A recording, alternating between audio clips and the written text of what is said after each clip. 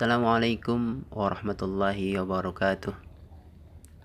Alhamdulillahirrabbilalamin. Wassalatu wassalamu ala asrafil anbiya'i wal mursalin wa ala alihi wa ashabihi ajma'in, amma ba'du.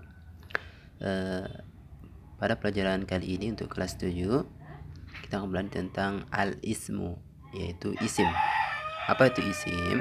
Isim yaitu kata yang menunjukkan arti benda. Ya, isim itu berisi benda, misalkan benda contohnya ya yang tidak berakal, meja, rumah, istana, masjid. Nah, itu.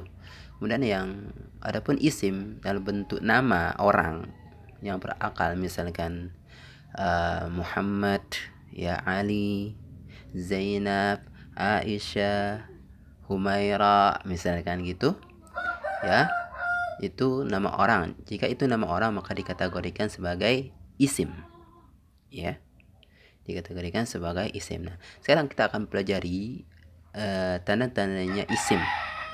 Jika ada tanda sebagai berikut maka itu dikategorikan sebagai isim, ya.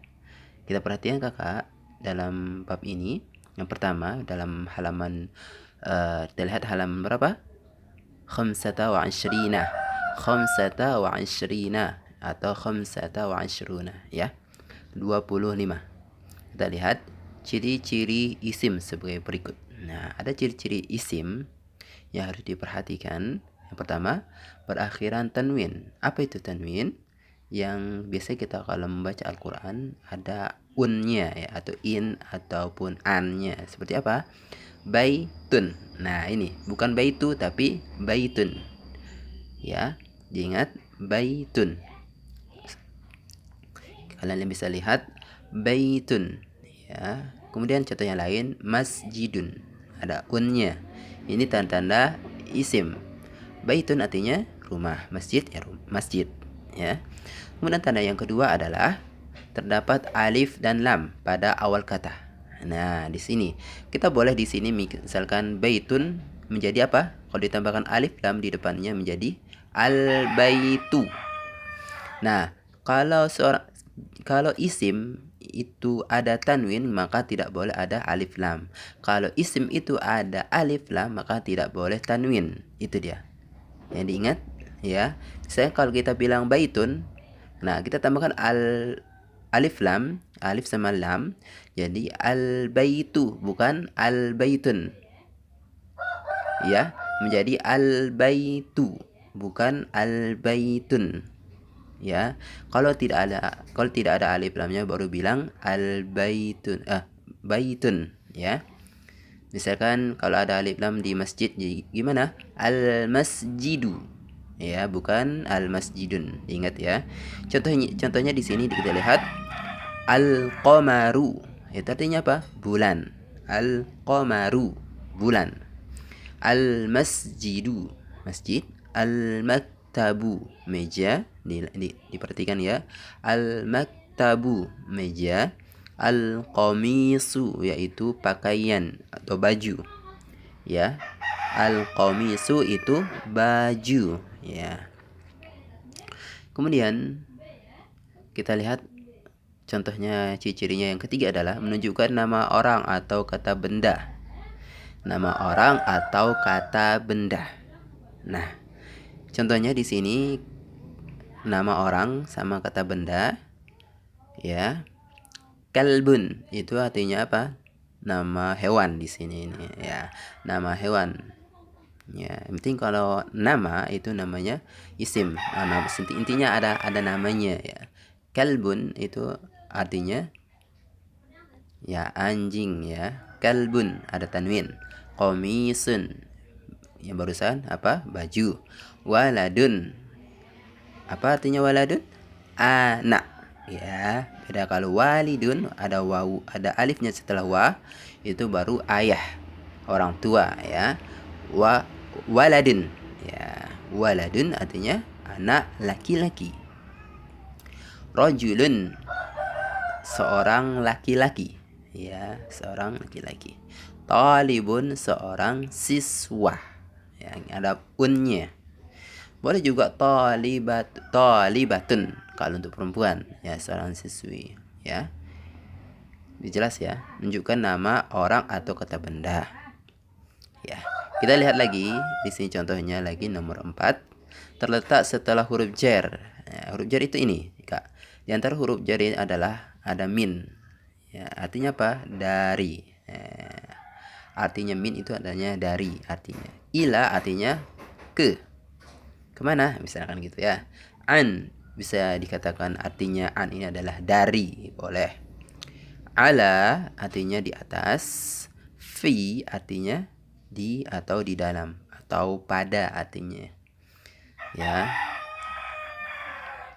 Kemudian ini bi, ini adalah berharokat kasrah bi, yaitu dengan artinya.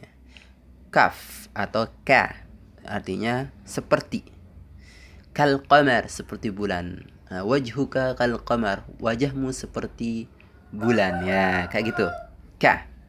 Kal qamari, pasti huruf akhirannya adalah kasrah kalau dimasuki huruf jar. Kemudian li, ini adalah artinya milik, kepemilikan, kepunyaan. Ya, misalkan hadza li, ini punyaku. Hadza li, ini punyaku. Misal kalau kita ngomong hadza li, ini punyaku, ya gitu. Ya, mudahan bisa dipahami. Kemudian contoh dalam kalimat kita lihat fi baitin. Nah, ada fi. Jika dimasuki huruf fi berarti setelahnya pasti dikategorikan isim. Apa artinya? Rumah, ya, di dalam atau di rumah atau di dalam rumah. Ya, artinya seperti itu. Fi baitin, di dalam rumah. Nah, setelah huruf isim dimasuki huruf jar, setelah huruf jar ini pasti harokat isim itu bait itu menjadi kasrah.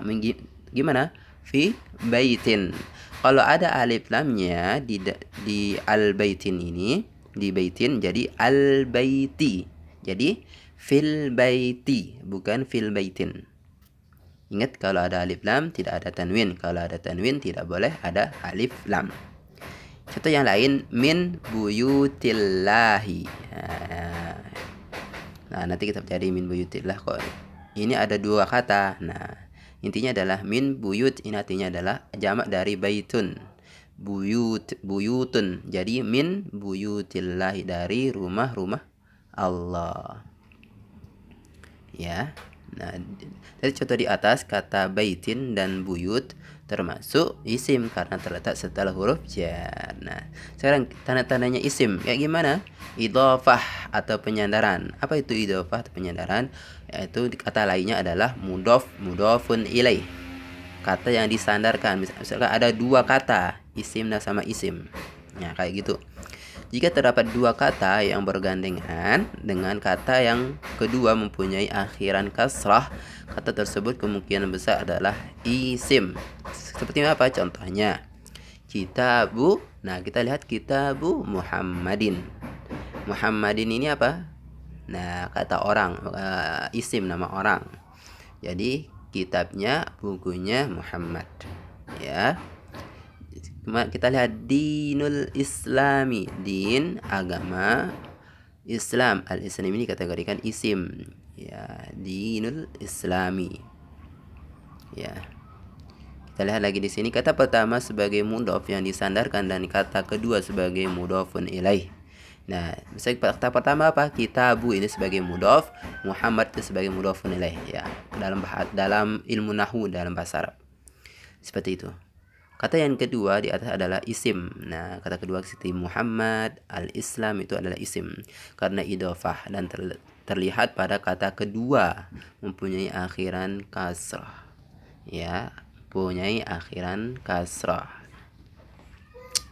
Untuk pertemuan selanjutnya kita akan belajar tentang isim dihitung dari jenisnya, ada muzakkar dan muannas. Insyaallah taala a'lam.